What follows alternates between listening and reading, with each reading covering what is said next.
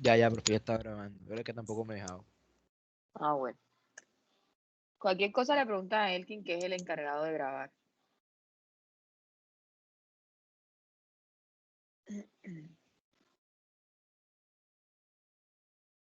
Bueno, ¿quién tiene alguna noción, así sea por lo menos general, de lo que es una disposición jurídica y de lo que es una norma jurídica?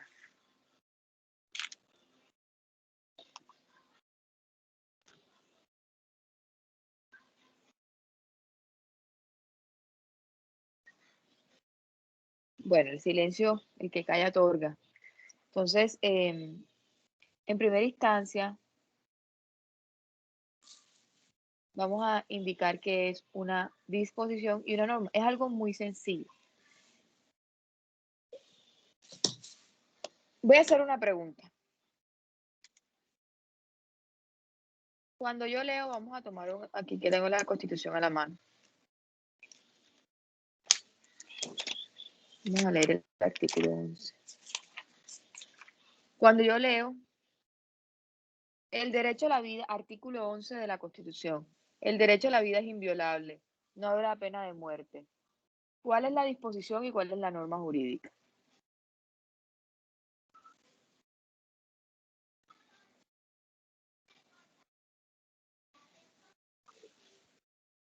¿Quién se Profe, atreve? yo diría que la disposición es el derecho a la vida es inviolable. ¿Y cuál es la norma?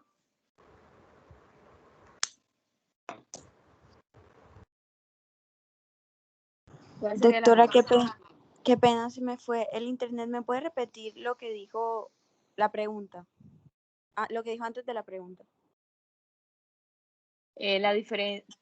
Identificar cuál es disposición jurídica y cuál es norma jurídica en el artículo 11. El derecho a la vida es inviolable, no habrá pena de muerte. Profe, entonces la norma sería no habrá pena de muerte. Sí, O señora, la sea, norma sería.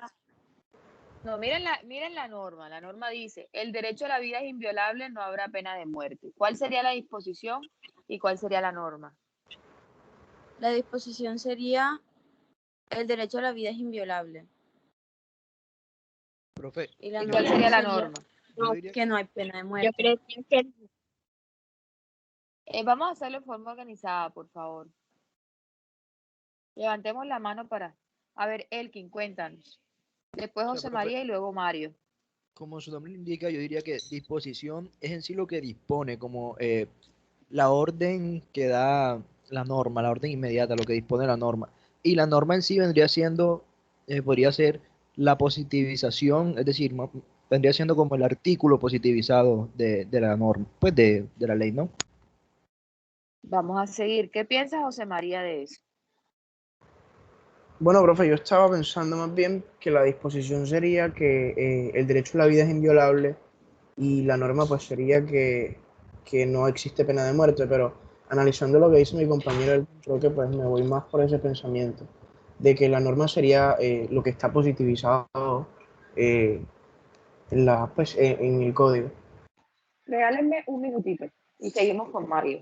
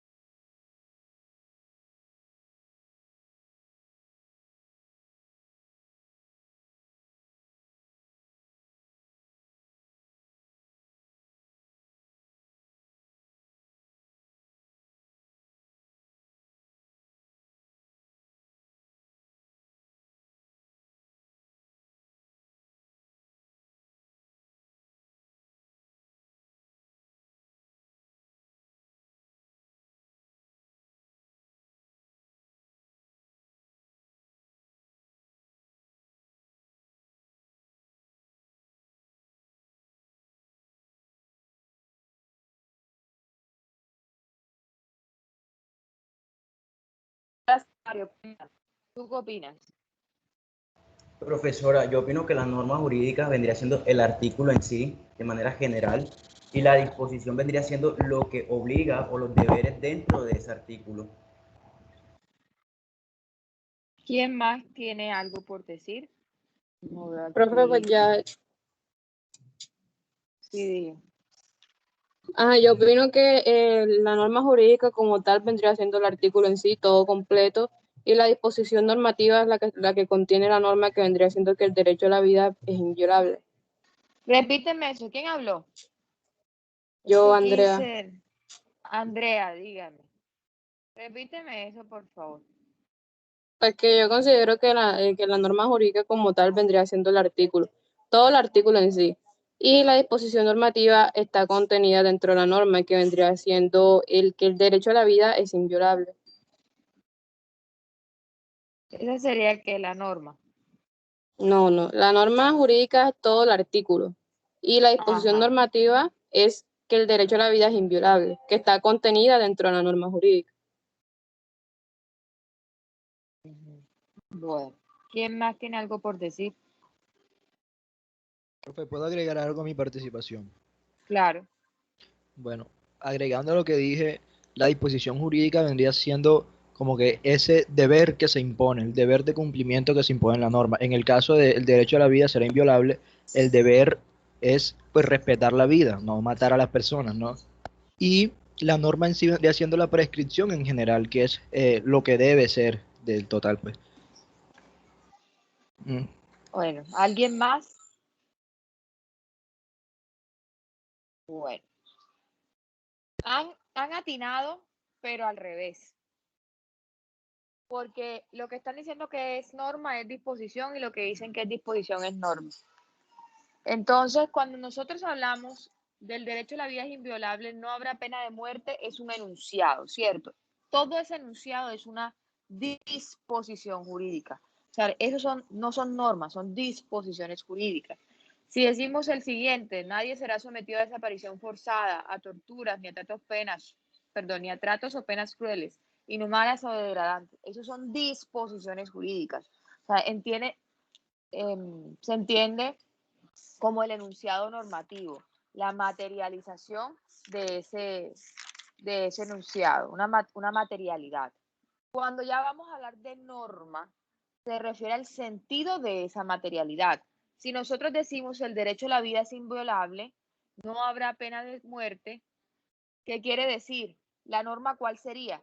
La norma sería es que no se puede violar el derecho a la vida. No habrá pena de muerte, la norma sería, está prohibida la pena de muerte en Colombia. ¿Ya?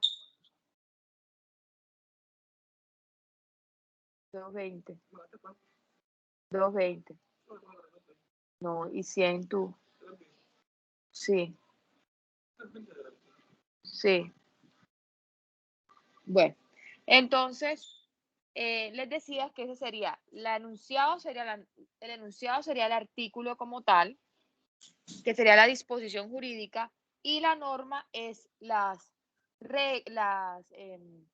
puede ser las prohibiciones, permisos, obligaciones o reglas que se establezcan dentro de esa norma. Perdón, me equivoqué yo. Dentro de esa disposición, discúlpeme. Hay aquellas prohibiciones, permisos, reglas, conductas que se puedan establecer dentro de esa disposición. Entonces, cuando decimos no, el derecho a la vida es inviolable, ¿qué quiere decir? Que está prohibido afectar el derecho a la vida. No habrá pena de muerte, está prohibida la pena de muerte en Colombia. Si buscamos una norma de otra ley, de una ley ordinaria, por ejemplo, como es el Código Penal, si me dice el homicidio dice, el que matara a otro tendrá una pena de 3 a 25 años. El que matara a otro tendrá una pena de 3 a 25 años en la disposición jurídica. ¿Cuál sería la norma jurídica o las normas jurídicas? Porque dentro de una disposición pueden haber varias normas jurídicas.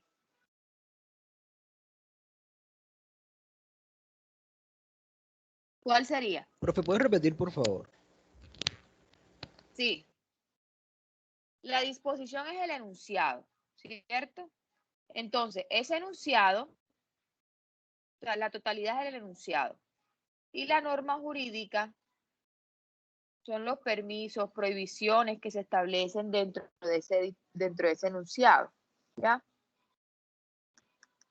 Si yo tomo una norma al azar, por ejemplo, del derecho penal, que es una de las más conocidas, el que matare a otro tendrá una pena de 13 a 25 años. ¿Cuál será el enunciado? El enunciado es todo ese texto, toda esa frase, el que matare a otro tendrá una pena de 13 a 25 y eso se denomina ¿qué? Disposición. Pero dentro de esa disposición pueden haber una o varias normas jurídicas. Entonces, ¿cuáles serían las normas jurídicas de esa disposición? Profe, yo creo que habrían dos. El primero, pues la prohibición del homicidio y la segunda, pues el castigo que es de 13 a 25 años. Pero ¿cómo sería la norma? Yo creo que sería que está prohibido matar a una persona. Esa sería. Y ¿Quién que está hablando? María Paula. Sí, señora. Ok. Esa sería una norma. José María. Ya, Paula, gracias. José María. Ah, no, espérate, un momentico. María Paola. Ay, aquí quitó la mano. José María, ¿cuál sería otra norma jurídica dentro de esa disposición? Profe, el tiempo que está establecido cuando se viola dicha norma. ¿Cómo sería la norma? El homicidio estaría penado con de 3 a 5 años. Bueno, ¿y quién está obligado a imponer esa pena? El que está imponado a obligar a imponer la pena sería pues el Estado. Pues el juez. órgano, Bueno, un el momentico. órgano María judicial. Paula, te voy a agradecer que silencio, por favor, porque estoy hablando con José María. Si no, esto se me vuelve un desorden y él tiene todas las capacidades para poder responderme. Cuando nosotros nos interrumpimos a un compañero, le estamos diciendo, cállate, bruto, así. Entonces, aquí respetamos la opinión de todos, por favor. Si quieren hablar, alcen la mano. Cuando termine de hablar el compañero, yo puedo darle el uso de la palabra, ¿cierto? Pero hay que respetar el uso de la palabra. Esa fue la primera regla que yo les di el primer día de clase. ¿Ya? Y les dije que hay que alzar la manito y yo les doy el uso de la palabra.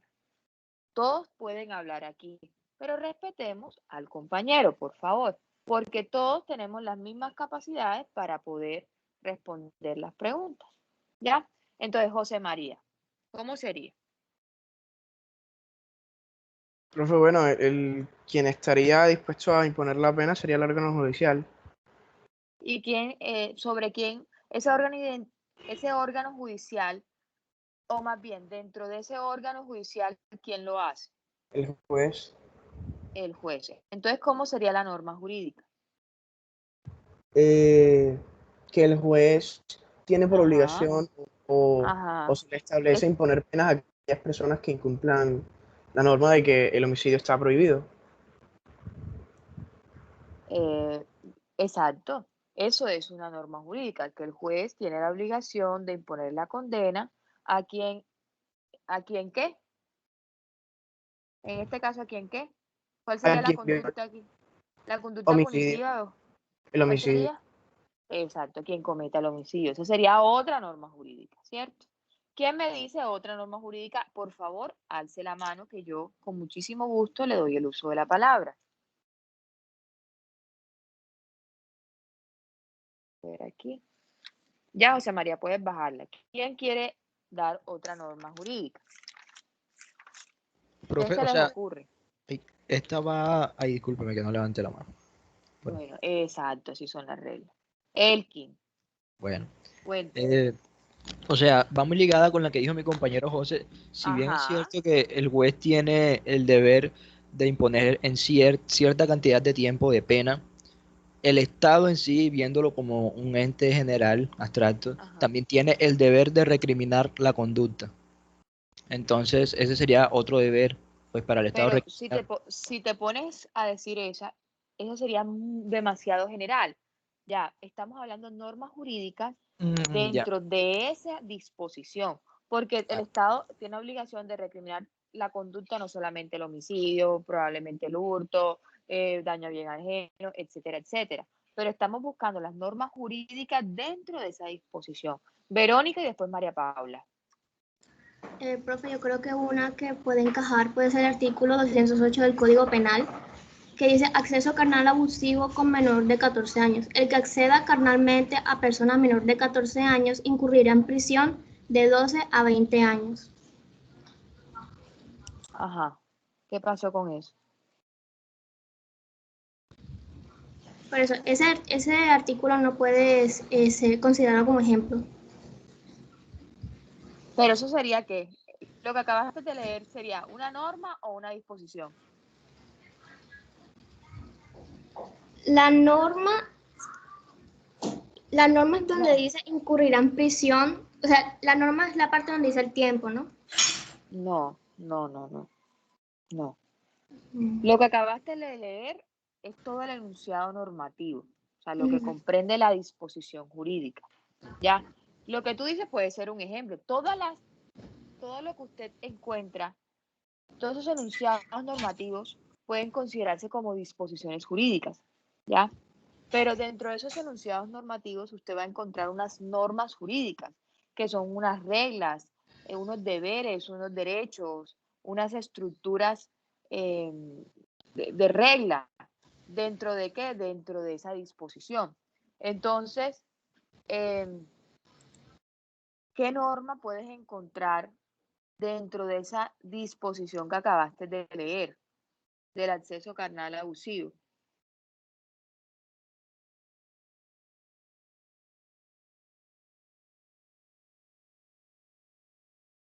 Dale, Verónica, que tú puedes.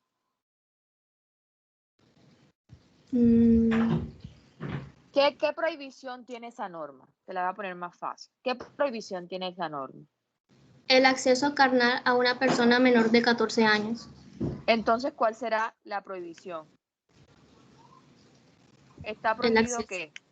Está prohibido el acceso carnal a menor Una de 14 persona años. de Eso menor. sería a una persona menor de 14 años. ¿Eso sería qué? Eso sería una norma jurídica, porque es la prohibición que está trayendo la disposición. ¿Cuál sería otra norma jurídica? El compañero, ¿cómo es? José María dijo una norma jurídica dentro del homicidio que también cabe ahí. Una obligación que tiene el juez. ¿Cuál será la obligación del juez, Verónica? La de... Un momentico. Me acerco un poquito más al micrófono. Dale, mijita. Ok, la disposición del juez sería aplicar... Es que si lo digo de esta forma sonará un poco brusco. Me perdonará si lo digo así. Diga, a ver. Aplicar tiempo en prisión de 2 a 20 años a la persona que realice ese acto. Vamos a cambiar tiempo en prisión, vamos a poner condena, ¿cierto? Porque Ok. no todo el tiempo, las condenas no se materializan únicamente en prisión, ¿cierto? ¿Ya? Uno puede estar condenado y estar libre, ¿ya? Y ejercer su condena en libertad, entonces no siempre va a ser en prisión. O puede hacerlo en su casa, también. Ya sería domiciliaria, detención domiciliaria. Entonces, ¿cómo sería? Quítame prisión y colócame condena. ¿Cómo sería? Entonces el juez tiene la Obligación. de aplicar condena Ajá. al que cumple ese acto. ¿Cuál acto? Acto, perdón. Al que realice El acceso carnal abusivo con persona menor de 14 años. Mira que esa es otra norma jurídica, ¿cierto? Porque le está imponiendo una obligación. ¿A quién? En este caso al juez. ¿Ya? Entonces mira la diferencia entre... Y puedes encontrar muchas normas o varias normas jurídicas dentro de esa disposición. Puedo encontrar otra. El juez tiene permitido imponer una pena de Para acceso carnal abusivo con persona de menor de 14 años de tanto a tanto. Eso sería otra norma jurídica. Entonces, podemos encontrar varias normas jurídicas dentro de esa disposición y dentro de otras tantas disposiciones. María Paula, cuéntanos. Pues doctora, ya usted terminó de decir lo que faltaba y lo que restaría ya aquí en la norma de la que estábamos hablando anteriormente sería ya la permisión. Y es que el juez tiene permitido imponer una pena por homicidio, estábamos hablando, entre, creo que eran 200 y 450 meses. Bueno, yo No lo dije en recuerdo. años, de 13 a 25 años. Aquí. Sí, señora. Alison. Profesora, una pregunta. Las normas siempre implican obligaciones, ¿sí? Claro, obligaciones, prohibiciones o permisiones o permisos. O sea, no siempre pueden haber prohibiciones o pueden tener estructura de permisos. ¿Sí? O puede ser un derecho también. Listo, profe, gracias. Ok. Bueno, entonces, con estos ejemplos que hicimos ahora y con el del artículo 11 de la Constitución, lo que quería demostrar o lo que quería concluir es que la disposición jurídica es diferente a la norma jurídica. Si bien la norma jurídica depende de la disposición jurídica, no son lo mismo. Entonces, se tiende a llegar a ese equívoco de que la norma jurídica es lo mismo que el enunciado normativo, es decir, es lo mismo que la disposición jurídica y son totalmente diferentes.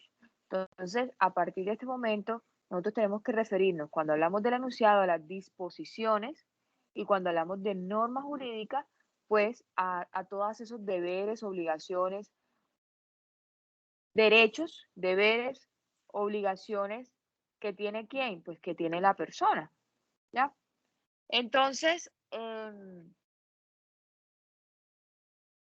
cuando hablamos de norma jurídica, hay que establecer que la norma jurídica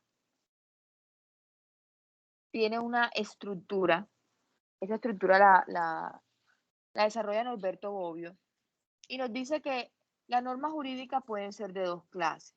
Pueden ser normas de conducta y normas de estructura. Cuando hablamos de normas de conducta, las normas son las que señalan derechos y deberes de quienes, de los particulares. Y son los denominados derechos subjetivos. Ya los derechos subjetivos son los que están integrados por disposiciones jurídicas, una o varias normas jurídicas y una posición jurídica o varias posiciones jurídicas respecto a esas normas jurídicas. Y las normas de estructura o competencia que decía Bobbio se refieren a la estructura misma del sistema jurídico, o sea, cómo es la forma de que las normas lo integran. Palabras más, palabras menos, decía el autor, son las que regulan cómo se debe producir la regla. ¿Ya? Entonces, nosotros no vamos a encontrar, no vamos a encontrar, o sea, no todas las disposiciones son derechos subjetivos, ¿cierto? O sea, no todas las disposiciones van a tener derechos y deberes. Hay disposiciones jurídicas que no tienen un derecho. Perdón, hay normas jurídicas que no gozan de derechos y deberes, sino más bien de funcionamiento del sistema. ¿Ya? Y ahí están las famosas reglas. Cómo se deben entender una norma, cómo se debe entender una disposición jurídica y dentro de esas disposiciones cómo se deben entender las normas jurídicas. ¿Ya? Entonces, eso es lo primero que hay que tener en cuenta, que no todas las normas implican derechos y deberes, ¿cierto? Porque hay unas que pueden hablar de reglas, pueden hablar de estructuración del sistema jurídico como tal, ¿ya? En las normas que les acabé de leer son normas de derecho subjetivo. Entonces, como son, perdón, son disposiciones que integran normas de derechos subjetivos. Entonces, como integran normas de derechos subjetivos, pues por eso hablaban de deberes y obligaciones, perdón, de derechos y deberes, ¿ya? Por eso hablábamos de una prohibición a matar y de, pues, de un permiso que tiene el juez o de imponer una pena o una permisividad que tiene el juez de imponer la pena. Entonces, a partir de ahí, debemos, primero que todo, diferenciar una de la otra, pero no pueden vivir separadas. Eso es un matrimonio entre la disposición jurídica y la norma jurídica. O sea, tienen que estar las dos junticas, ¿ya? Porque si no tenemos enunciado, pues no pueden haber normas jurídicas. ¿De dónde parten las normas jurídicas? De los enunciados normativos. Bueno, entonces, a partir de ahí se hace una diferencia, no una diferenciación, se hace una conceptualización de lo que son las fuentes formales. Yo simplemente les doy como un ejemplo que creo que no está aquí en el texto, simplemente es como para que ustedes nunca se lo olviden lo que es una fuente formal. Y es cuando ustedes ven una fuente, ¿qué pasa en una fuente? Una fuente brota agua, ¿ya? Entonces la fuente formal es donde usted va a encontrar ese derecho. ¿Y el derecho qué es? El derecho son todas esas normas jurídicas de carácter general, impersonal y abstracto, que pueden ser normas de conducta o normas de estructura, según Norberto Bobbio. Repito, eso es un concepto, digamos que a veces no tenemos las palabras precisas, no tenemos el concepto de Bobbio, de Boniquet, de lo que es fuente formal. Se nos olvidó, pero tenemos un concepto un poco más general de lo que es la norma, un poco más coloquial, por así decirlo. Cuando hablamos de fuente puede ser no donde brota algo, y que en este caso brota derecho. ¿Y qué es el derecho? Son normas jurídicas de carácter general, impersonal y abstracto. Y las normas jurídicas pueden ser de estructura o de conducta, ¿ya? Entonces, a partir de ahí, se hace menester indicar qué es una fuente formal del derecho. Entonces, Germán Curi. Germán. Sí, profe, sí, dígame. Germán, ¿qué es una fuente formal del derecho?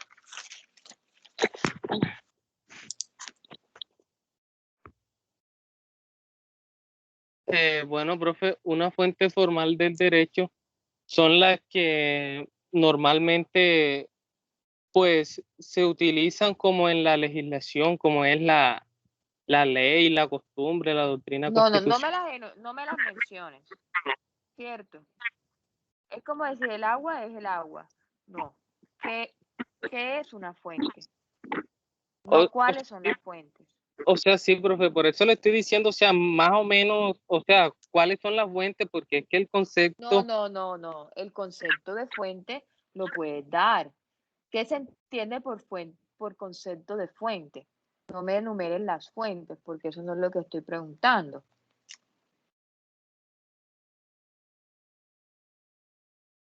¿Qué sería una fuente? ¿Quién hace parte del grupo de Germán?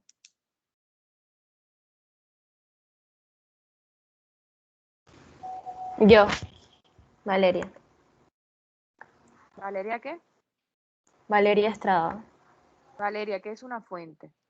Bueno, se entiende por fuente del derecho, no, pues por fuente precisamente el lugar donde emana algo.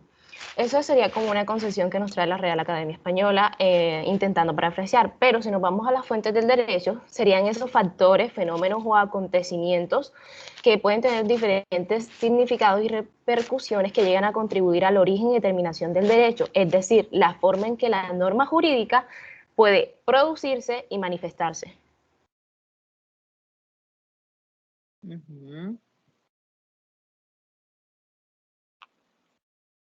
Ok. ¿Y qué es una norma jurídica?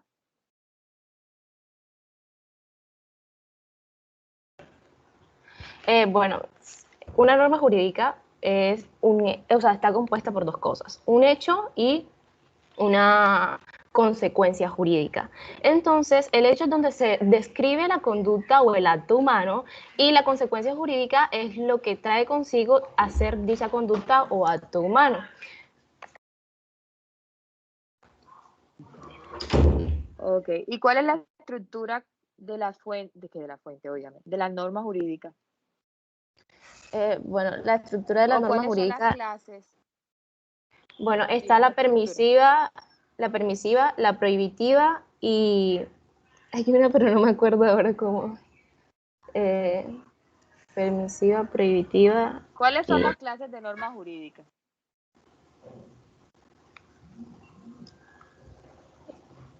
la permisiva, la prohibitiva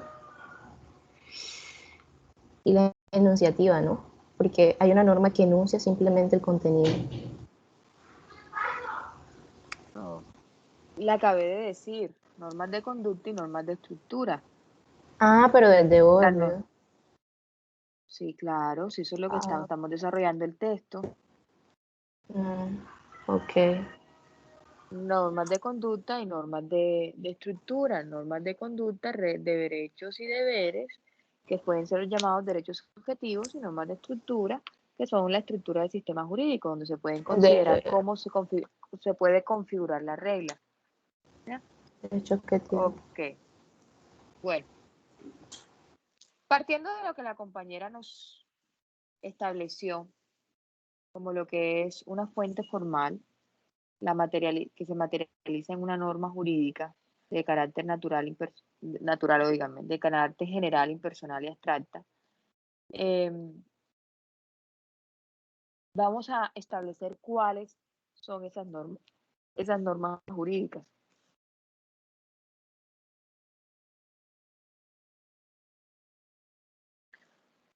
John Alex Cantero, ¿cuáles son las normas jurídicas?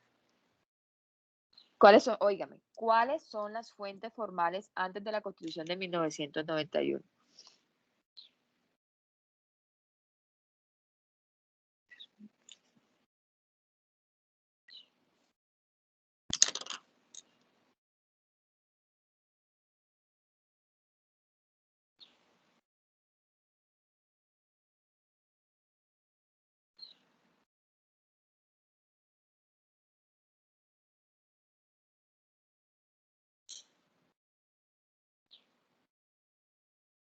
John Cantero.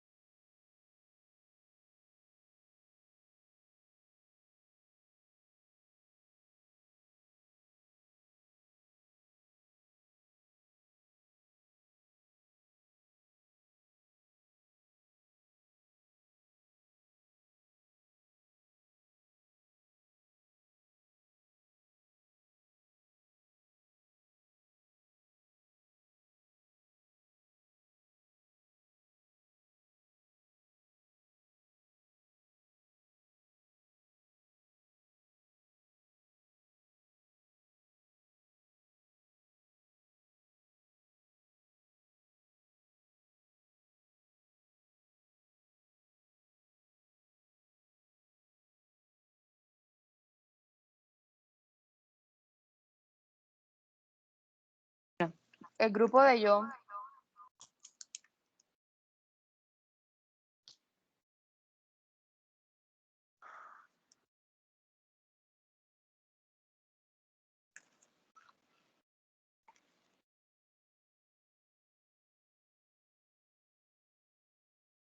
¿Quién más está con John?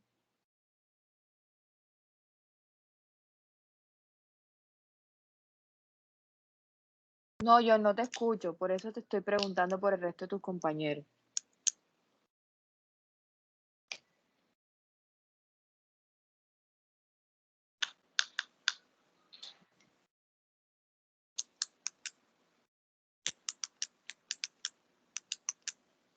O sea, John está solo en el mundo. Yo no hizo el trabajo con más nadie. ¿Ah?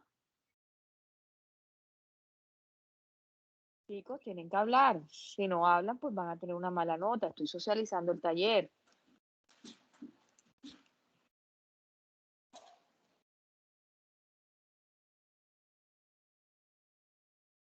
Bueno, entonces el grupo de John tiene una mala nota. Vamos a seguir. Juan Felipe Ojeda. Sí, profe. Juan Felipe, la misma pregunta. Bueno, las fuentes formales del derecho colombiano desde 1991 encontramos la ley. Antes de 1991 encontramos la ley, Ajá. la costumbre, la doctrina y los Ajá. principios generales del derecho sustancial y procesal. La doctrina, así como me dijiste. Espera un momentico, profe.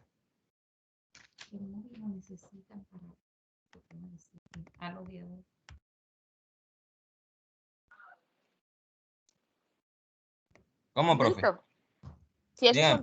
esas son todas las fuentes. Sí, profe. Bueno, del grupo de Juan Felipe, ¿quién quiere agregar otra fuente? Usted es el grupo de Juan Felipe. No, señora, qué pena. Si no apunté sin querer. Vi la mano ahí. ¿Quién del grupo de Juan Felipe Ojeda? ¿Quién quiere agregar otras fuentes que nos hacen falta? Profe, y la doctrina constitucional. ¿Cuál más? La doctrina constitucional. Sí, ¿qué otra fuente? Está bien, ¿qué otras fuentes adicionales a las que me mencionó? Antes de la Constitución del 91, obviamente.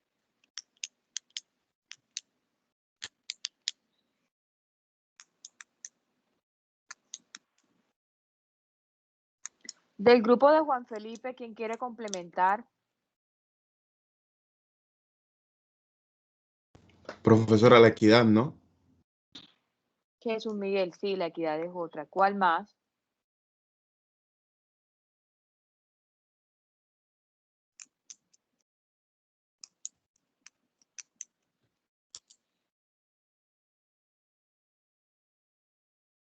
¿Quién más está en ese grupo? Está Juan David, Natalia, Pamela. Natalia, cuéntame, Natalia. ¿Qué otras fuentes hay?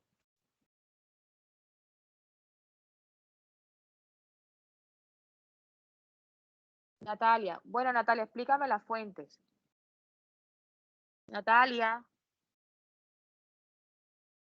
Está conectada. Natalia Delgado, cuéntame. Sí. Bueno, la ley se refiere a todas las reglas de conducta social obligatoria. La costumbre está formada por los valores universales aceptados y también por la moral, siendo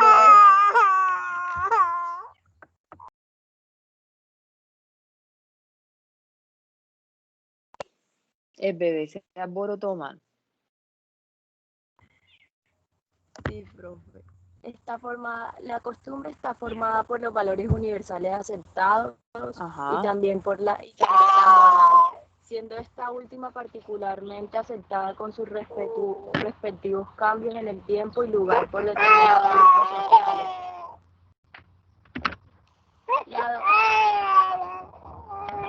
La doctrina es la mención de autores juristas, los cuales por sus enseñanzas... La mención de... Ese es tu hijo, Natalia. Sí, profe. Deja darle la teta a ese pelado. Ya no toma, profe. Bueno, dale el tetero, pobrecito. Es sueño. Ah, es sueño. Así también es mi hijo. Llora por hambre o por sueño. Eso no lloran por más nada, pero ajá. Bueno, la doctrina es la mención de autores juristas, las cuales por sus enseñanzas nos dan una guía como resolver una situación y las posibles soluciones a esos eventos. Ajá. Y los principios generales son aquellos fundamentos esenciales generalmente aceptados, procedentes de la ciencia del derecho sobre las cuales se levanta una estructura jurídica. Ajá, ¿qué más? ¿Qué es la doctrina constitucional? En mis palabras. Sí, Pues yo le dije, en el texto lo definí. No, me hablaste de doctrina. sí. Lo que te estoy preguntando es doctrina constitucional. Ah, ok.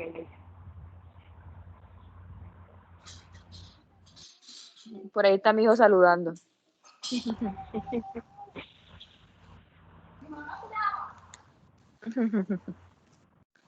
¿Qué es doctrina constitucional? Me dijiste lo que es doctrina, ¿cierto? ¿Qué es doctrina constitucional? Miren que en el texto definían, o más bien hacían como una especie de encuesta y mucha gente se equivocaba porque la confundía con doctrina. Entonces, es importante indicar qué es doctrina constitucional.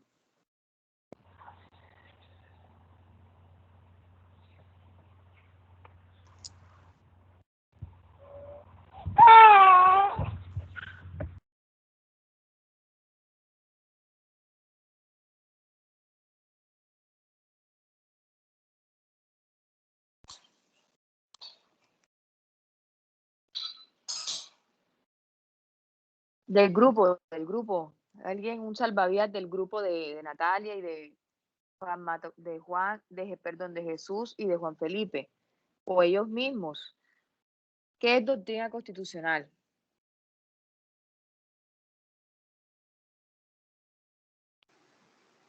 Profe, ¿me escucha? Sí. ¿Quién habla, Juan?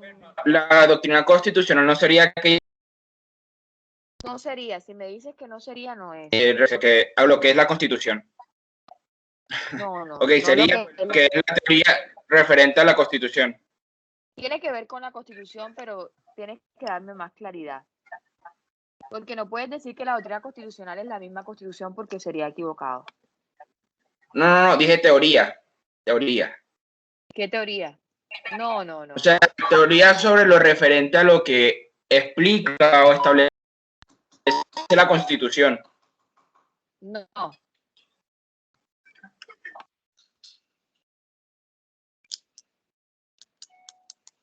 ¿Qué podría ser doctrina constitucional?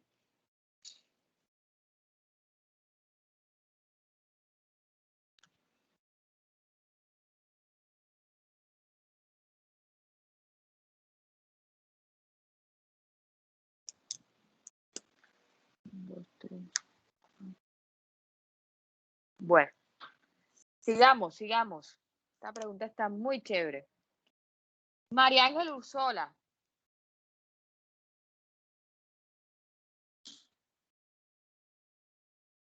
¿Dónde está María Ángel? Aquí. María Ángel, cuéntanos, ¿qué es doctrina constitucional? Profe, la doctrina constitucional sería aquel conjunto de principios, reglas, que aquellos que están fundamentados por un ordenamiento jurídico, se podría decir, el criterio del intérprete. No como tal, no. Sí tiene que ver con principios, pero no cualquier tipo de principios, unos principios muy específicos. Los principios constitucionales, a esos que sirven para el fundamento, por decirlo así, de una sentencia o para un caso en específico que no está previsto por la ley, se podría decir, ¿no? Bueno, vas a aplicar esos principios constitucionales efectivamente cuando no haya una ley exacta o que resuelva el caso concreto, porque para eso es una fuente. A falta de ley puedes aplicar la doctrina constitucional. Entonces son principios de orden constitucional.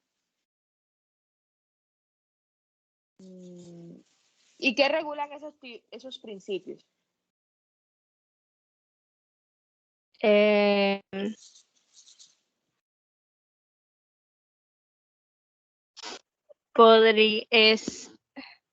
Se va bien, son principios constitucionales, pero ¿qué regulan esos tipos? ¿Qué regulan ese tipo de principios constitucionales? ¿Qué van a regular?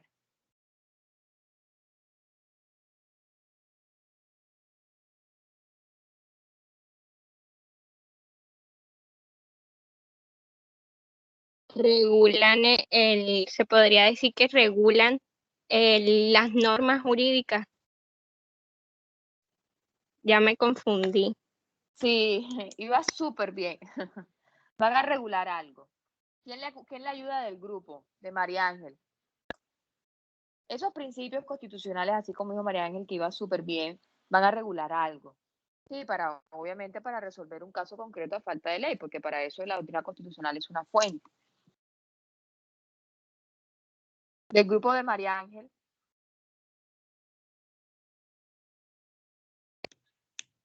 Profe, pues yo digo que la jurisprudencia.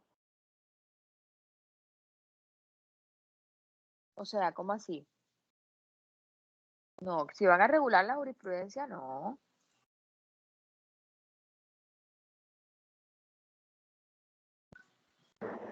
O sea, yo diría que regularían la jurisprudencia para resolver los casos así dudosos.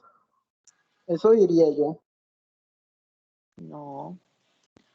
No, pues van a regular precisamente la organización y funcionamiento del Estado y todo lo que tiene que ver con las garantías que tenemos nosotros como personas.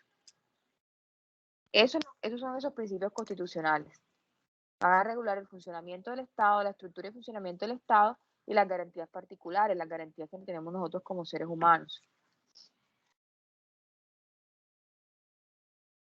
Entonces vemos pues que esa doctrina constitucional la desarrolla mucho la Corte Constitucional, la desarrolla mucho en sus sentencias, pero no quiere decir que la doctrina constitucional regule jurisprudencia, o sea, regule solamente jurisprudencia. O sea, los principios constitucionales que regulan el funcionamiento del Estado, que es lo que les estoy preguntando, obviamente van a tener una injerencia en la jurisprudencia a nivel general, porque son emitidas por la Corte Constitucional. Pero lo que les estaba preguntando era qué tipo de principios, ¿sí? ¿Qué regulaban esos principios? ¿Ya?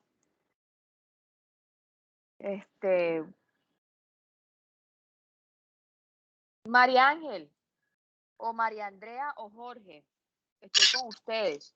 ¿Qué otro tipo de fuentes adicionales a los que dijeron sus compañeros se establecieron antes de la Constitución de 1991?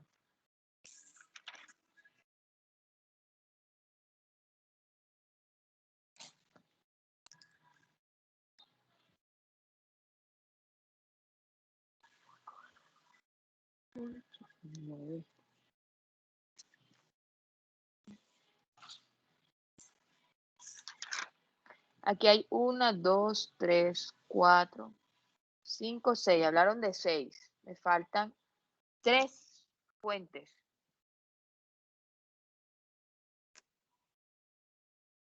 Estoy en el grupo de María Ángel, María Andrea, Jorge y compañía, los que no han hablado de ese grupo. ¿Qué otras fuentes adicionales a las que dijo el compañero Juan Felipe se encuentran establecidas antes de la Constitución del 91?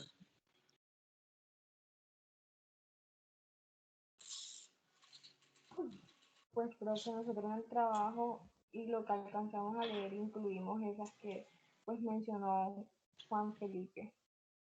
¿No tiene ninguna otra fuente adicional? No. Del salón. Ahora voy a preguntar al salón en términos generales.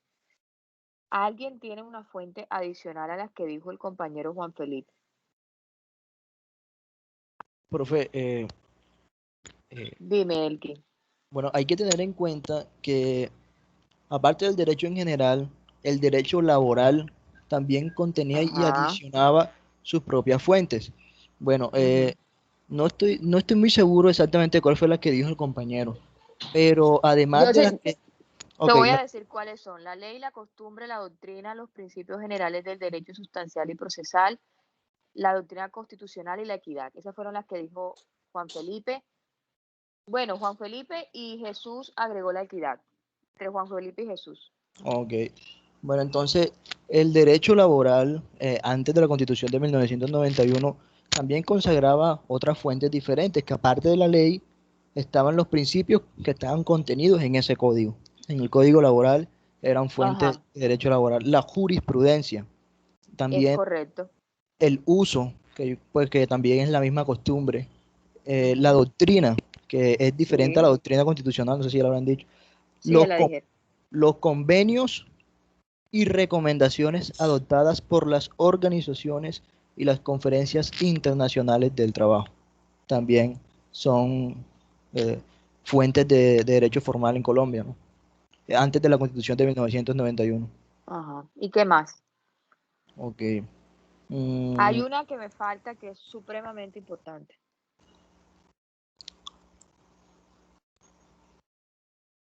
Que puntualmente no sabría, o sea, no sé si me está escapando ahora. Bueno, tienen 0 todos los del salón. Hay una muy importante. Profe. No, es molestando, no tienen 0. No, profe, es molestando. No será si no estoy mal, la voluntad. No es la voluntad. ¿Quién habló aquí que no se me prendió? Yo, Santiago. Santiago. No, Santiago, no es la voluntad. Es una muy importante que se llama Constitución. Ya, faltó únicamente eso. Profe, pero mire que pues, cuando yo estaba desarrollando el trabajo, la Constitución estaba inmersa en la fuente de las leyes, ¿no? Según lo que yo leí. Es más, y en mi trabajo lo desarrollé, que estaba inmersa la Constitución y también las leyes en sí propiamente dichas, como también estaban inmersos los decretos del gobierno. Es decir, que en la fuente de la ley hay 3 inmersas. Por eso no lo había mencionado. Hay que establecer, bueno, tienes algo de razón. Hay que establecer 2 puntos, porque puede generar equívocos lo siguiente. Cuando hablamos de ley, hay ley stricto sensu y ley en lato sensu. Si hablamos de ley en stricto sensu, nos quedaría corto, ¿cierto? Y cuando hablamos de ley de lato sensu, o sea, sentido más amplio, ahí sí incluiríamos la Constitución como tal. Entonces, probablemente, bueno, me faltó preguntarle si era en stricto sensu o lato sensu. Pero efectivamente, como dice Elkin, es correcto. Cuando es en lato sensu, se incluiría la Constitución ahí mismo. Pero al momento de darme la explicación, tienen que decirme ley en lato sensu para yo poder entender que está incluyendo ahí la Constitución. Porque si me dicen ley como tal, yo la voy a entender como ley en estricto sensu. Bueno, esas son las fuentes antes de la Constitución. Miren que eran una cantidad. ¿Dónde las encontramos? Bueno, el compañero Elkin mencionó el artículo 19 del Código Sustantivo del Trabajo. Están en los artículos 4 del Código Civil, en el artículo 8 y 13 de la Ley 153 de 1887. Y habían unos en el extinto Código de Procedimiento Civil, que si la memoria no me falla, era el artículo 37 del Código de Procedimiento Civil. Entonces vemos pues que hay una gran cantidad de fuentes antes de la Constitución de 1991. Es decir, que a falta de la ley en estricto sensu, perdón, en lato sensu, discúlpeme, a falta de la ley en lato sensu, podíamos acudir a otras fuentes del derecho, independientemente de donde estuviéramos. Si estábamos en el derecho laboral, teníamos inclusive muchas otras fuentes adicionales. Muchas otras fuentes adicionales. Bueno, sigamos entonces. Entonces, esas son las fuentes ¿en qué? Antes de la Profe, yo tengo una pregunta, profe. ¿Quién me habla? Es que aquí no se me está iluminando ahora quién es. David Tequelén, ya vi. Sí, señor.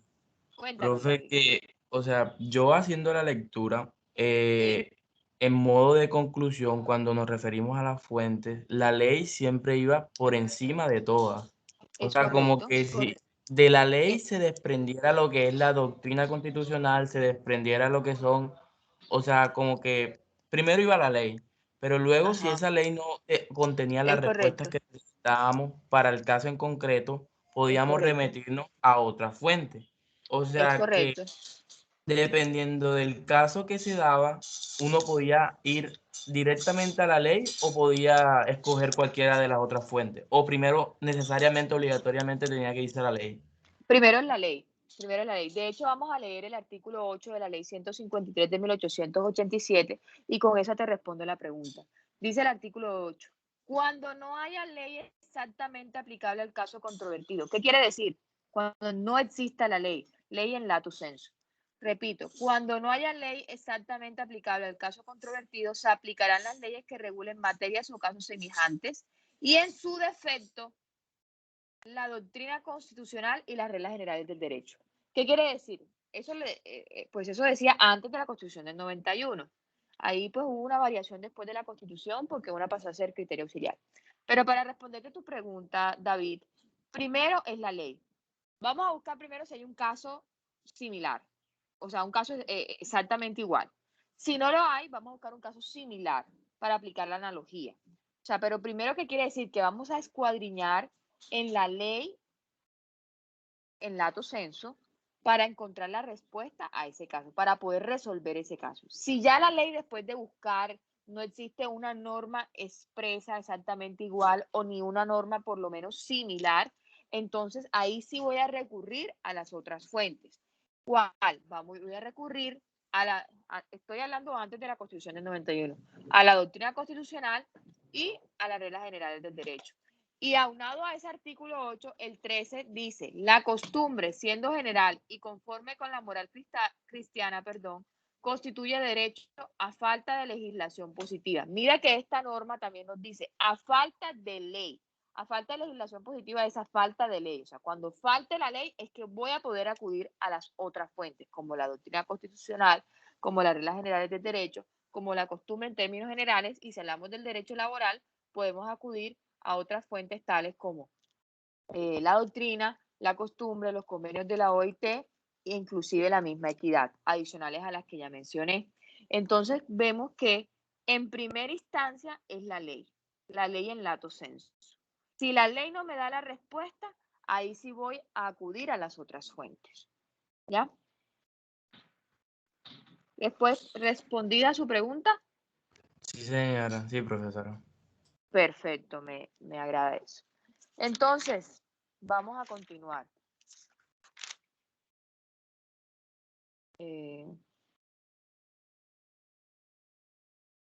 Santiago Ángel. Hola, bro. Bien. Santiago, una muy sencilla porque hemos resuelto gran parte del tema de fuentes. Resulta que vino la Constitución del 91 y estableció una cosa muy importante. ¿Cuáles son las fuentes después de la Constitución del 91? ¿Quedaron las mismas o cambiaron? ¿Qué me dices al respecto? Profe, pues yo anoté pues, que quedaron la ley, la costumbre. ¿La ley en lato sensu o en stricto sensu?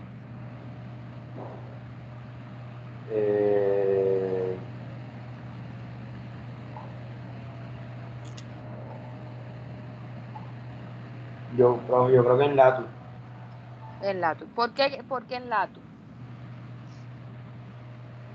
Porque, o sea, ya. ¿Por qué en lato sensu?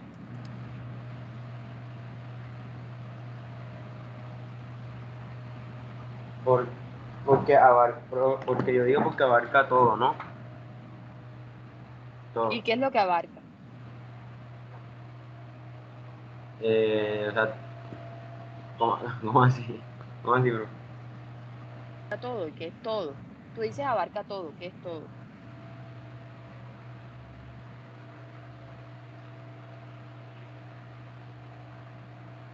O sea, todo sería, eso se refiere a la Constitución. O sea, está por encima, o sea, está por encima. ¿Qué me dijiste? Que no te escuché, discúlpame. En lato sensu, ¿qué es lo que abarca todo? ¿Qué me dijiste? Se me entrecortó y no te pude escuchar. O sea, quiere decir que se refiere a todo, o sea, se refiere a todo lo de la Constitución, y esta la utilizamos para la utilizamos para responder los casos en el ordenamiento jurídico. O sea, cuando hablamos de ley, incluimos la Constitución y qué más. O solo la Constitución.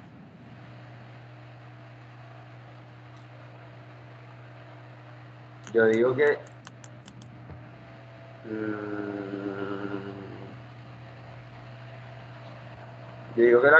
y la jurisprudencia, ¿no? Santiago, yo te voy a hacer una pregunta. Tú estabas en clase hace 10 minutos. Sí, profe. Sí, no, es que ajá. Eso lo dijo Elkin. Hace menos de 10 minutos lo dijo Elkin. Yo lo pregunté porque dije, voy a preguntar por si acaso, y yo dije, bueno, va a responderme enseguida.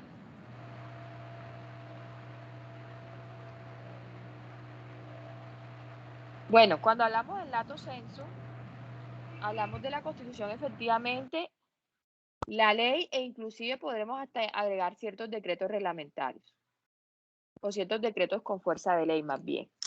Más que reglamentarios, decretos con fuerza de ley. Entonces, ¿qué más, Santiago? Tenemos la ley.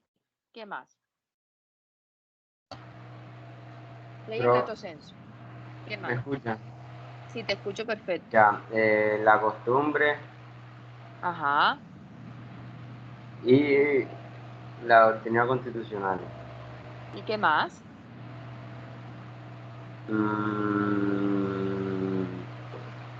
Si no estoy mal,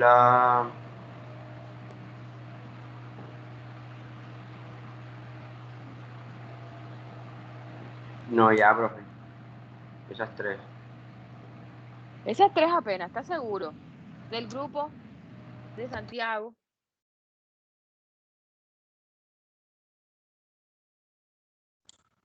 Profe, es que luego de la Constitución del 91, pues se establecen esas tres como fuentes formales. Lo que pasa es que se establecen también unos criterios auxiliares, que ya vendrían siendo... No estoy preguntando los criterios auxiliares aún. Solamente estoy en fuentes después de la Constitución del 91. ¿Cuáles Bueno, serían o sea, adicionales a las que yo soy mencioné? del grupo de Santiago y yo creo que esas tres, lo que son la ley, la costumbre y por último la doctrina constitucional son las que se establecieron como fuentes formales. Son las únicas. Pues sí, profe, porque las que estaban anteriormente, lo que era, me imagino que la Constitución también viene siendo una fuente formal, Sí, pero claro. Tu compañero dijo lato sensu. la que estaban anteriormente, antes de la Constitución del 91, pues pasan a otro plano. Entonces, como que nosotros no las consideramos fuentes formales. No sé si haya otra adicional a esa. Sí. Del mismo grupo. ¿Quién más?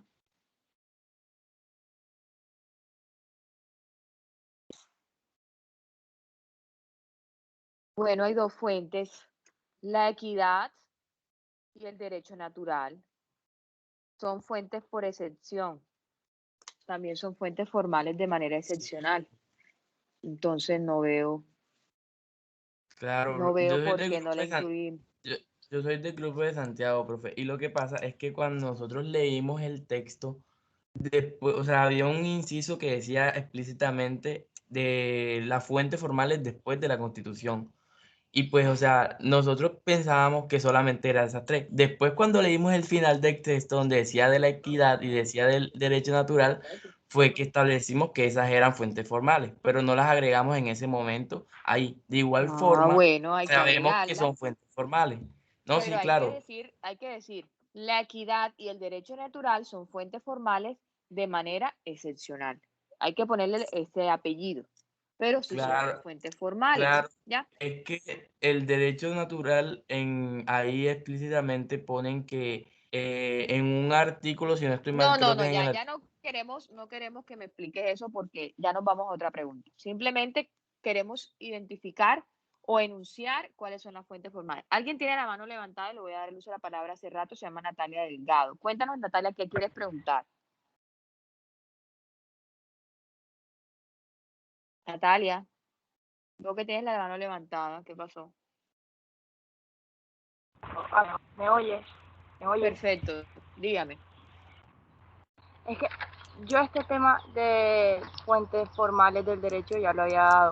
Y en lo que había dado tenía entendido que las fuentes formales del derecho eran la ley, costumbre, doctrina, jurisprudencia y los principios generales del derecho. Bueno, entonces lo habías dado, pero no te clarificaron en el artículo 230 de la Constitución, porque es que la jurisprudencia y la doctrina dejaron de ser fuentes. Entonces, tienes que decirle al profesor, lo que pasa es que, mira, Marco Gerardo Monroy Cabra establece la jurisprudencia y la doctrina como fuente. Entonces, probablemente esa persona que te dio clase se basó en el libro del doctor Marco Gerardo Monroy Cabra, ¿ya? Pero después, este autor inclusive lo menciona, pero hay una justificación por la que estas dos cositas no pueden pasar a ser una fuente formal de manera general. Y eso creo que lo leíste en el texto. O sea, si te doy la respuesta, me voy a la otra pregunta. Pero si te quedas un momentico, te voy a decir por qué la jurisprudencia y la doctrina no son una fuente formal, son un criterio auxiliar. ¿Quién lo dice? El 230. No me lo inventé yo y no es que la doctora así se inventó esto. Eso es algo que está en la Constitución. Y contra la Constitución no puede haber nada en contravía a la Constitución. Si existe una ley donde diga la doctrina es fuente formal, esa ley debe ser declarada inexequible o se le da una derogatoria tácita, así como pasó con el artículo 8. Entonces, pasa eso. Entonces, tiene que actualizarse un poquito el profesor. ¿Ya? Sí, doctora, gracias. ¿Por qué? Beta 230, no me lo estoy inventando yo, no es un choque de trenes entre docentes. Ya, hay un 230. Si de pronto el profesor te dice, hombre, lo que pasa es que la jurisprudencia es un criterio auxiliar, pero resulta que vemos que la Corte estaba aplicando el precedente, eso ya es otra cosa, ¿sí me entiendes? Pero así simple y llanamente que te diga la jurisprudencia una fuente formal, no. O sea, es por excelencia un criterio auxiliar. ¿Ya? O sea, si te lo dice así. Si te dijo el argumento que te acabé de decir, bueno, ahí sí yo puedo estar un tanto de acuerdo con él, porque bueno, la Corte Constitucional se ha rogado funciones que son propias del Congreso y ha le dado preponderancia a las fuentes formales a través del precedente judicial, perdón, a la jurisprudencia a través del precedente judicial, y eso ya es otra cosa. ¿Ya? Pero ahí sí de pronto sí podría estar de acuerdo con el docente. Pero el docente tampoco es que se equivoque, es que algunos doctrinantes establecen la doctrina y la jurisprudencia como fuente formal, pero nosotros que ya tenemos la Constitución a la mano podemos debatir esa parte. Para eso estamos aquí, para aprender, desaprender y ir aprendiendo y desaprendiendo.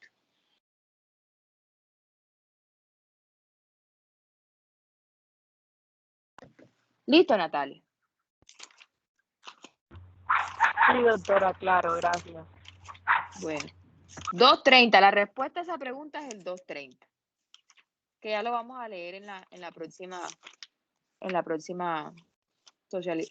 pregunta, cuando respondamos la próxima pregunta.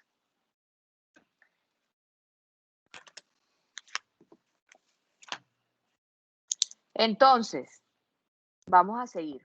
Entonces ya tenemos establecido qué es una fuente, tenemos establecido cuáles eran las fuentes antes de la Constitución. La doctrina y la jurisprudencia sí eran fuentes, pero cuando se vino el 230 de la Constitución, ya eso cambió, porque no se consideran como fuentes, sino que digamos que se les bajó de categoría. ¿Ya?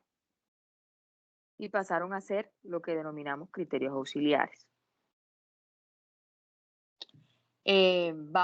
Ahora resulta una pregunta. ¿Qué es un criterio auxiliar? ¿cierto? Porque ya sabemos lo que es una fuente. Pero, ¿qué es un criterio auxiliar? Pues déjenme. Valentina Tirado, ¿alguno de tus compañeros los ha llamado? Sí, profe, a Germán y a Valeria, ellos hablaron. Verónica Sánchez. Sí, profe, aquí estoy. ¿He llamado a alguno de tus compañeros? ¿Cómo? ¿He llamado a alguno de tus compañeros? Sí, profe, de mi grupo ha hablado Valeria y Germán. Miércoles, vamos para arriba. Natalie Sacker.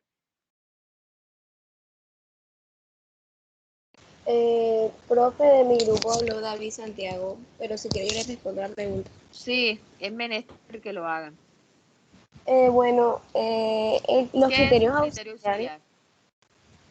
son instrumentos para la correcta aplicación, interpretación, armonización e integración del ordenamiento jurídico. Mediante el uso y la comprensión adecuado de las fuentes formales, que como sabemos las fuentes formales pues es el proceso de creación de las normas jurídicas. Ajá. Pregunta. ¿Puedo resolver un caso con un criterio auxiliar en un principio?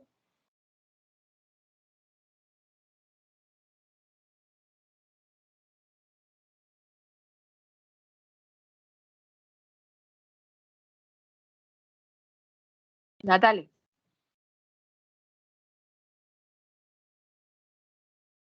Sí, profe, pues yo creo que sí. Explícame tu respuesta.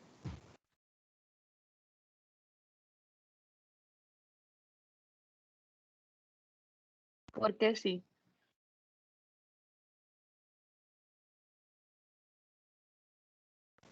Pues, profe, pues con la ley, ¿no?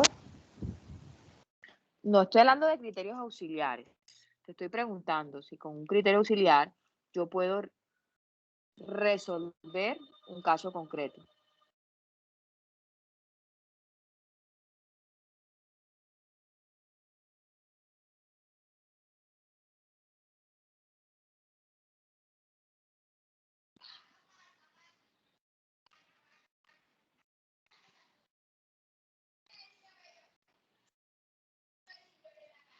Pues, profe, yo creo que sí, porque estos son herramientas para resolver, pues, casos jurídicos. La respuesta es no. Yo no puedo resolver un caso concreto con un criterio auxiliar. Tengo que resolverlo con una fuente. No lo puedo resolver con un criterio. El criterio auxiliar, como su nombre le indica, apoya la fuente formal. Para lo que tú dijiste, para la armonización, para la interpretación, para la integración. Pero no puedo resolver un caso sustentado únicamente en un criterio auxiliar. Tengo que buscar una fuente formal y con el criterio auxiliar puedo interpretar esa fuente, puedo armonizar esa fuente, puedo integrar esa fuente, ¿ya? Pero exclusivamente no. Por eso se le llama auxiliar. Dígame, Kerguelen. Profe, si podía apoyar la respuesta. Dígame, ¿qué va a decir? Pues como mi compañera lo dijo, los criterios auxiliares son herramientas que se utilizan para esa interpretación, para esa armonización. Entonces, estos criterios auxiliares funcionan como herramientas que aclaran el pensamiento y la interpretación que se le da a ese juez o a esa persona que está escogiendo. Por lo tanto, el criterio no nos sirve directamente para solucionar el caso, pero sí indirectamente, porque nos ayuda a aclarar lo que tenemos y pues nosotros ya, esa fuente formal, ya vamos a saber cómo, pues, cómo saber, ¿cómo le digo, profe? Utilizarla correctamente para el caso en concreto que queremos. ¿Sí me hago entender? Sí, claro.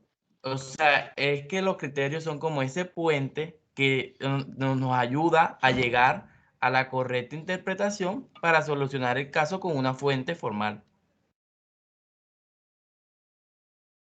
Apoyan a las fuentes, ¿ya? Exacto, apoyan a la fuente. Es correcto. Sí, básicamente apoya lo que acabé de decir hace un instante. Entonces no podemos resolver con un criterio auxiliar, ¿ya? Pero sí podemos utilizar criterios auxiliares para, junto con la fuente, resolver un caso concreto.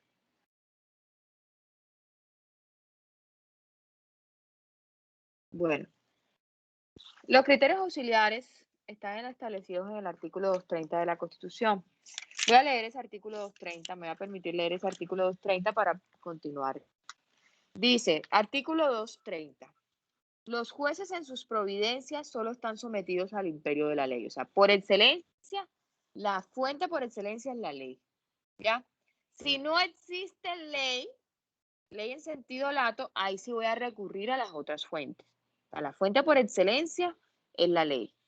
Si no existe ley, repito, ahí sí voy a la costumbre, a la doctrina constitucional. ¿Cierto? Y bueno, en términos excepcionales, ya la equidad y el derecho natural, pero son casos excepcionales. Entonces, repito, los jueces en su providencia solo están sometidos al imperio de la ley. Natalia, escucha esto, dice, la equidad, la jurisprudencia, los principios generales del derecho y la doctrina son criterios auxiliares de la actividad judicial. O sea, el 230 digamos que los baja de categoría y ya los principios generales del derecho, que antes era una fuente formal de conformidad con el artículo 8 de la ley 153 de 1887, hace una derogatoria tácita. ¿Qué quiere decir? Que se debe inaplicar esa partecita. ¿Por qué? Porque va en contravía de la Constitución. Porque para la Constitución ya no es una fuente, sino es un criterio auxiliar. ¿Ya? Y como bien le dije, no se puede resolver el caso con un criterio auxiliar exclusivamente, sino que tiene que haber una fuente que sirve para resolver el caso y para apoyar esa fuente están ahí sí los criterios auxiliares. Ojo, el nombre lo dice, por eso se llaman auxiliares, porque necesitan de algo principal. Cuando hay algo auxiliar es porque hay algo principal. ¿Cierto? Utilicemos la lógica. Entonces, si hay algo auxiliar es porque hay algo principal y lo principal es la fuente. ¿Ya? Bueno, entonces esos serían los criterios auxiliares. ¿Quién me faltó por preguntarle al grupo? Aquí hay 1, 2, 3, 4, 5. Me falta todavía 2 grupos más. O un grupo más, creo. ¿A qué grupo no le he preguntado? A alguno de sus compañeros. Todos tienen que hablar. Al mío, profe. Profesora, al de nosotros tampoco le ha preguntado. Al grupo de Andrea, ¿no es el mismo de Mario? No. Bueno, Andrea, la pregunta es muy sencilla. ¿Cuándo la equidad? Sí, dígame. ¿Cuándo la equidad es fuente formal del derecho? Bueno, según el artículo 230 de la Constitución, que no estoy dejando, la regla general es que la equidad sea un criterio auxiliar, como bien nos habían mencionado. Correcto. Pero, entonces, por lo tanto, no figurará como fundamento para el fallo de una sentencia. O sea, el juez no puede fallar en equidad. Pero sí se puede aplicar el criterio de equidad para comprender el alcance de esa fuente con la que se va a fallar en la sentencia. Entonces, hay una excepción, y la excepción son los siguientes artículos. El artículo 116 de la Constitución Política, que nos dice que se pueden autorizar a los particulares para fallar en equidad por voluntad de las partes en función de conciliadores o árbitros habilitados. Es decir, usted sabe, por lo menos en una conciliación, hay las partes intervinientes y está el conciliador. Entonces el conciliador puede fallar en equidad en esos casos, y también cuando figuran como árbitros habilitados. Esa es una excepción que nos hace. Otra excepción es con respecto al artículo 247, es que cuando se trata de jueces de paz, estos están encargados a resolver en equidad los conflictos individuales y comunitarios que se presentan en la sociedad.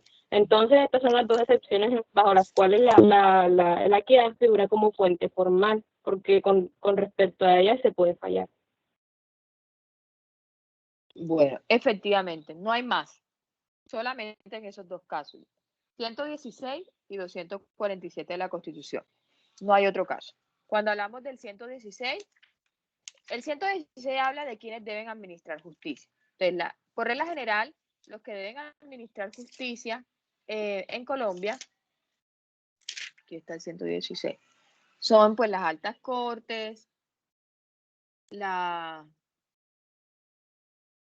Consejo Superior de la Judicatura, la Fiscalía, los tribunales, los jueces administran justicia y la justicia penal militar. Bueno, pero en el inciso 1, 2, 3, en el inciso 4 nos hablan de una excepción. Cuando los particulares pueden de forma transitoria administrar justicia. Lo pueden hacer cuando son jurados criminales, cuando son conciliadores o cuando son árbitros. Entonces ellos pueden fallar en derecho o en equidad. ¿Ya? Entonces, en equidad, cuando basan conforme a lo que ellos consideran que es justo, ¿cierto?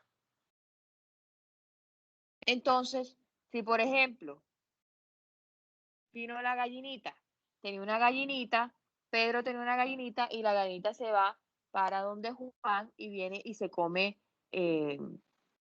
un maíz que tenía sembrado o algo que tenía sembrado o pica algo que tenía sembrado. Entonces Pedro le dice a Juan, Juan, devuélveme la gallinita. Y Juan le dice, no te voy a devolver la gallina porque la gallina me hizo un daño y me la voy a quedar.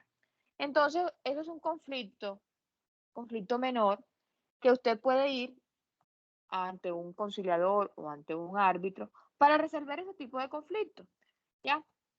Alguien que esté investido transitoriamente en la administración de justicia. Y usted, esa persona va a decir, bueno, voy a fallar ni siquiera en derecho, que puede que no tenga conocimientos en derecho.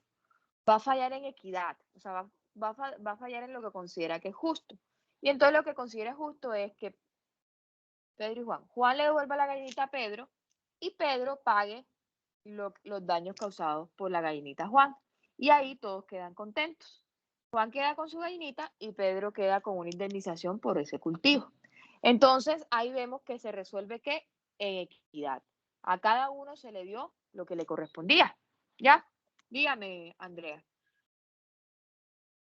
No, yo quería hacer una salvedad, y es que precisamente por eso es que los jueces como tal no pueden fallar en equidad, porque habría mucho arbitrio, entonces, porque va a fallar en lo que él considera como que es equitativo, entonces. No, los jueces no fallan en equidad, efectivamente los jueces fallan en derecho. Los jueces están sometidos, nosotros estamos ante un sistema arreglado. ¿Se acuerdan que lo dimos en la primera clase, la segunda clase o la primera clase ya de cátedra? Estamos ante un sistema de arreglado y en este sistema arreglado los jueces están sometidos a unas reglas. Hay unas directivas para realizar directivas que imponen unas directrices. ¿Para qué? Para poder interpretarlas, ¿ya? Y para poder resolver los casos. Entonces, los jueces no pueden decir, no, yo considero justo esto. ¿Por qué? Porque ahí se darían muchas decisiones de carácter subjetivo. Y la subjetividad que da arbitrariedad. Entonces, el juez tiene que ser objetivo al momento de tomar sus decisiones y por eso se le establecen unas reglas de interpretación. ¿Ya? Efectivamente. Vamos ahora con el grupo de Mario. Mario. Sí, profesora, aquí estoy. Sí. ¿Quiénes hacen parte de tu grupo? Mariana Chalá, Elkin Romero, José María Córdoba, Natalia Contreras y mi persona. Y Rubiela Regino, perdón, profesora. Natalia Contreras, ¿está aquí? Sí, profe. Natalia, cuéntanos cuándo el derecho natural es una fuente formal. Bueno, profe, de acuerdo con la lectura, pues la Constitución Nacional menciona que el derecho natural en el título 2 dice de los derechos, las garantías y los deberes, ya que en el artículo 94 dispone lo siguiente: la enunciación de los derechos y garantías contenidos en la Constitución y en los convenios internacionales vigentes no deben entenderse como negación de otros que, siendo inherentes a la persona humana, no fingen pues expresamente en ellos. Entonces se entiende que esta norma hace referencia pues al derecho natural, ya que al mencionar los derechos inherentes al hombre, pues nos podemos remitir expresamente a lo que es el iusnaturalismo. Entonces, pues, por eso el derecho natural es considerado por la ley fundamental como fuente formal del derecho colombiano. Cuando dice el autor que es un elemento de heterointegración del ordenamiento jurídico, ¿por qué?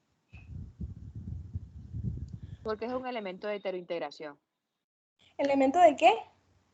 Heterointegración.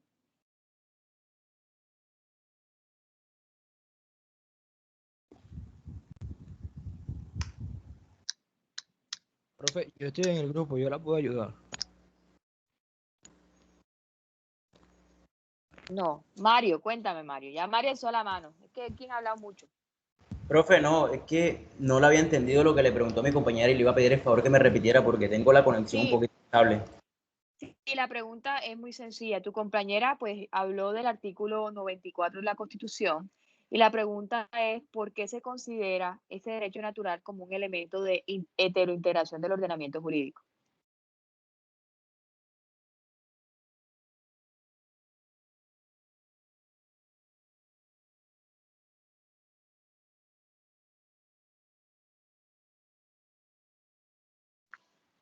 Elkin, ¿por qué?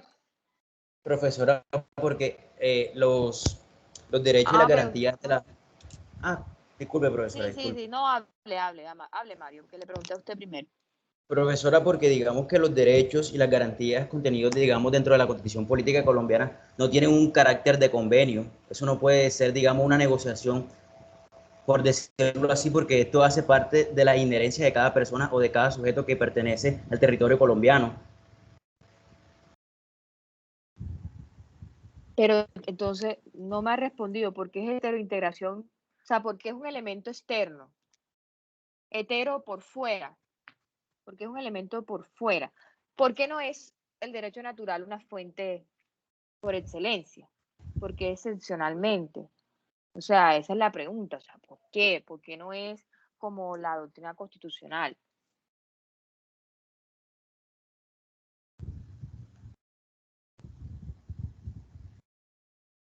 Profe, ¿me permite?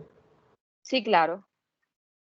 Hable, por favor. Listo, profe. Entonces, haciendo el análisis de esto, pues sabemos que el derecho natural no está positivizado de forma exacta pues, en nuestro ordenamiento jurídico. Entonces, yo creo que por esto es que es un elemento externo y, como usted nos dice, es de integración. ¿Cómo fue la palabra? ¿Heterogénea, profe? Heterointegración. Heterointegración. O sea, es por fuera. Exacto. Entonces, yo creo que es porque, además de que el el derecho natural es inherente a todos nosotros los particulares, pues, entonces, eh, es decir, se integra en nuestro ordenamiento jurídico, pero no está positivizado en nuestro ordenamiento. No sé si me hago entender. Sí, completamente. ¿Alguien más quiere agregar del grupo?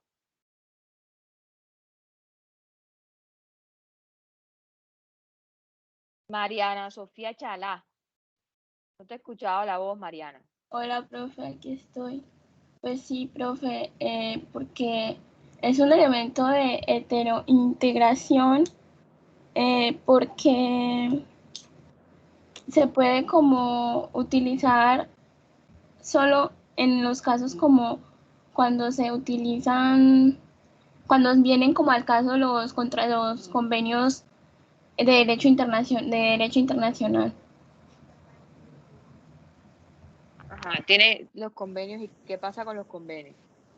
Que como los convenios no son como ratificados directamente dentro del territorio, sino externos, entonces por eso se debe tener en cuenta.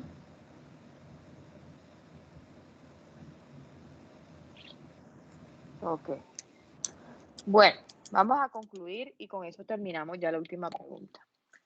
Me hago aquí una anotación.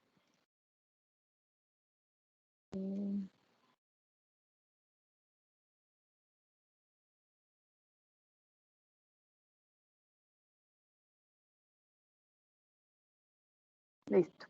Bueno, en primera instancia, la compañera leyó un artículo que a mí me gusta leerlo antes, primero el 94 y después el 93, a pesar de que el orden sea diferente.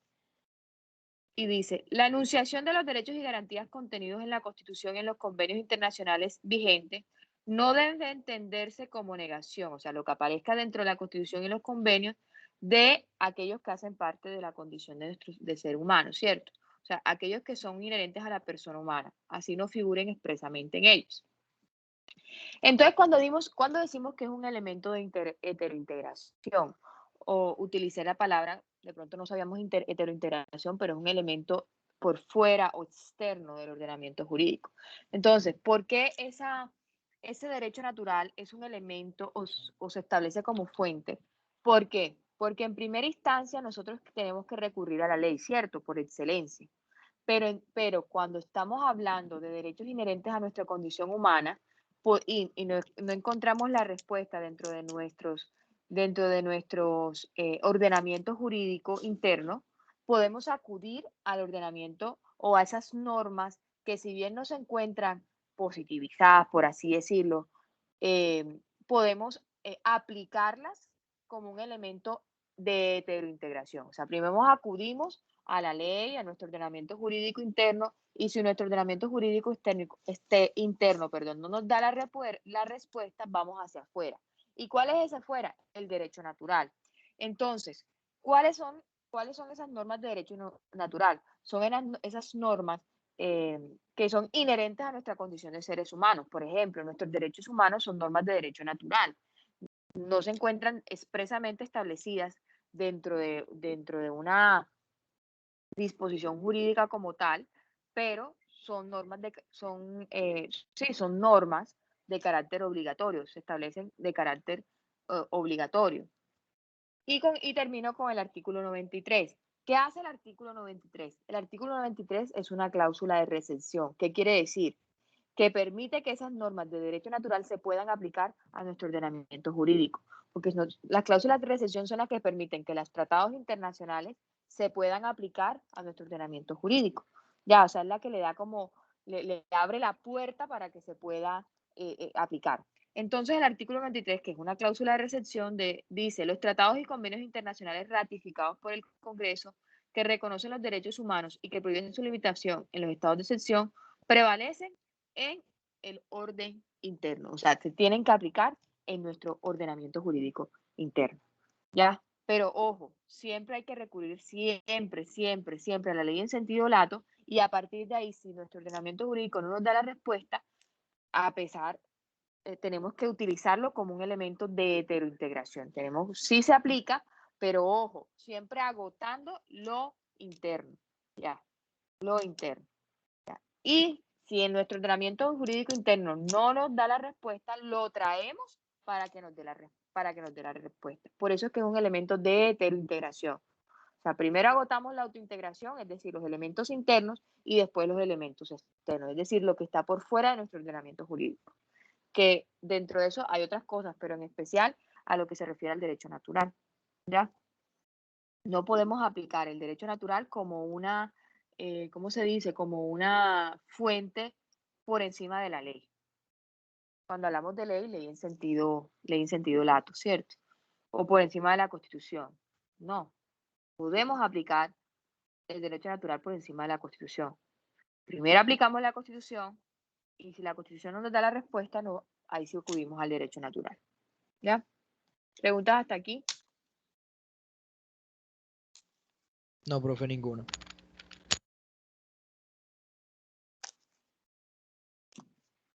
Bueno, entonces con esto finalizamos la socialización del taller. La primera notica, ya tengo que empezar a revisar los talleres. Y miren que hicimos un análisis del texto.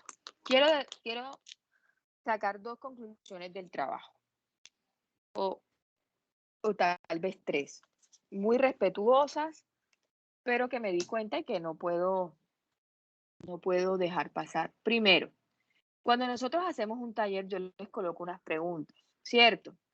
Hay veces que esas preguntas, por ejemplo, cuando hablábamos de, no sé, de fuente formal antes de la Constitución, hay un pedacito que dice las fuentes formales son estas, pero después más adelante en otra parte del texto me habla de otras fuentes formales.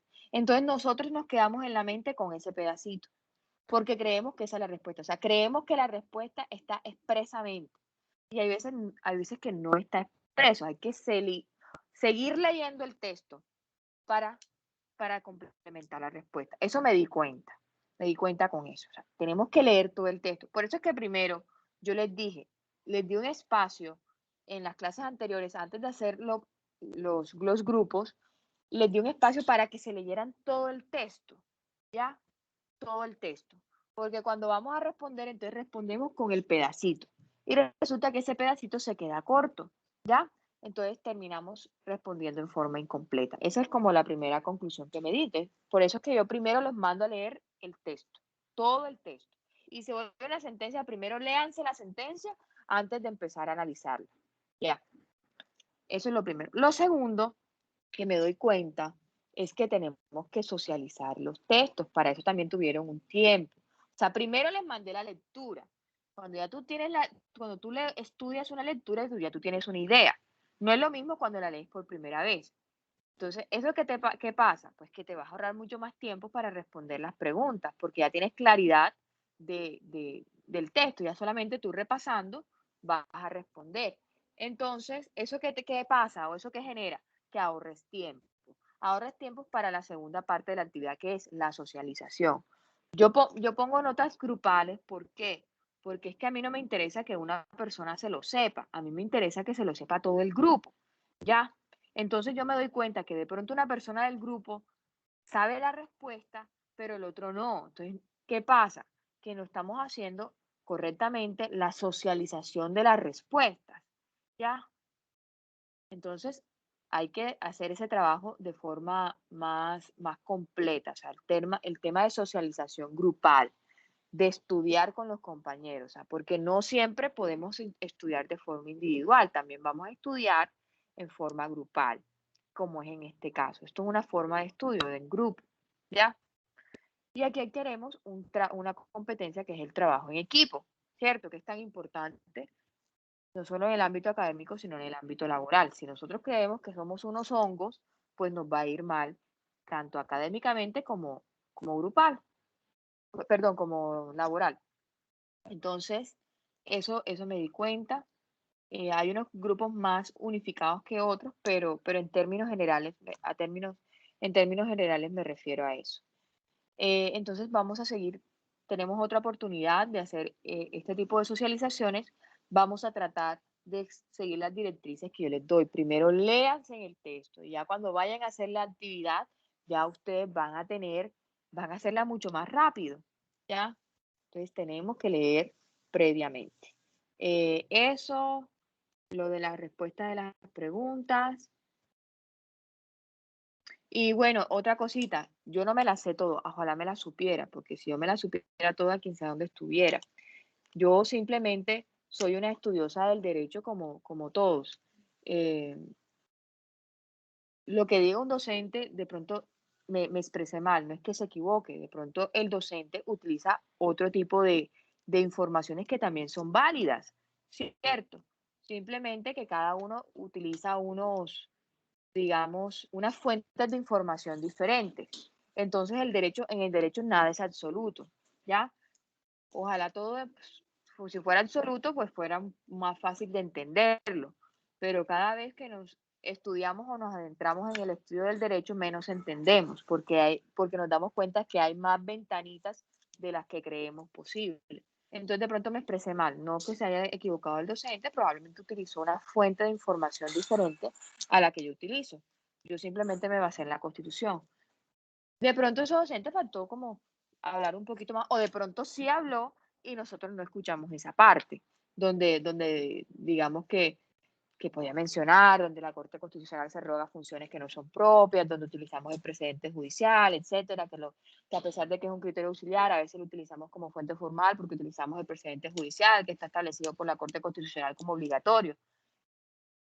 Puede ser, ahí sí podríamos hablar de una jurisprudencia como una fuente, ya, pero teníamos que hacer toda esa argumentación. Miren que en el derecho es argumentación.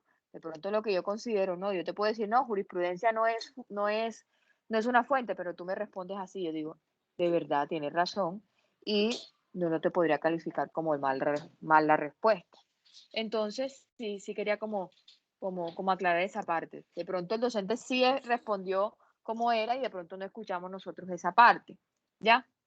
Entonces, No quiero que de pronto decía, es que esta persona se equivocó, o la profesora así dijo esto o aquello. Miren que ni siquiera pregunté quién era, esto o aquello. No, pues simplemente era eso. Quería como aclarar esa parte. Y bueno, no, nada, seguimos en este estudio del derecho.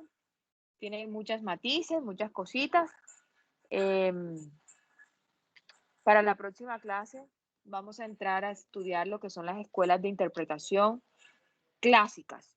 ¿Cuáles son las clásicas? Vamos a investigar la escuela patrística, la escuela de los glosadores y la escuela de los posglosadores. Escuela patrística, escuela de los glosadores y escuela de los posglosadores.